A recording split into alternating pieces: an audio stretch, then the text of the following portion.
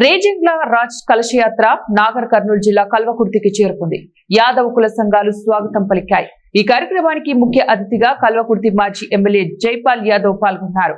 రేజింగ్ల రాజ్ కలశయాత్ర గురించి మాట్లాడుతూ అఖిల భారత యాదవ్ మహాసభ ఆధ్వర్యంలో రేజింగ్ల రాజ్ కలశయాత్ర ఏప్రిల్ 13, 2025న బీహార్ రాష్ట్రంలోని సరన్ జిల్లాలో ప్రారంభమైందన్నారు. ఈ యాత్ర ముఖ్య ఉద్దేశం 1962లో భారత్ చైనా యుద్ధంలో వీరమరణం పొందిన 114 మంది యాదవ శౌర్య యోధులను స్మరించడమేనన్నారు. 14 మంది ఆ 4000 మందిని ఎదుర్కొని వారి 4000 మందిలో సుమారు 2000 మందిని హతమార్చి 114 మంది వీర మరణం పొందినటువంటి విషయాన్ని ఈ సందర్భంగా తెలియజేస్తా ఉన్నాను.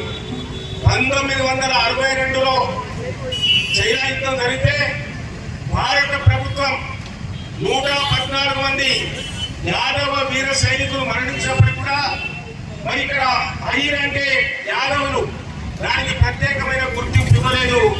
అదేవిధంగా ఈ కలశం గురించి కూడా చనిపోయినటువంటి వారి ఎముకలు మొత్తం కూడా కలశ రూపంలో భారతదేశ వ్యాప్తంగా పర్యటిస్తూ చివరకు ఢిల్లీలో ఉన్నటువంటి జంతర్ మంతర్ దగ్గర ఈ యాత్ర ముగింపు కొరకు పెద్ద ఎత్తున సన్నాహాలు చేయడం జరిగిన విషయాన్ని ఈ సందర్భంగా తెలియజేస్తారు.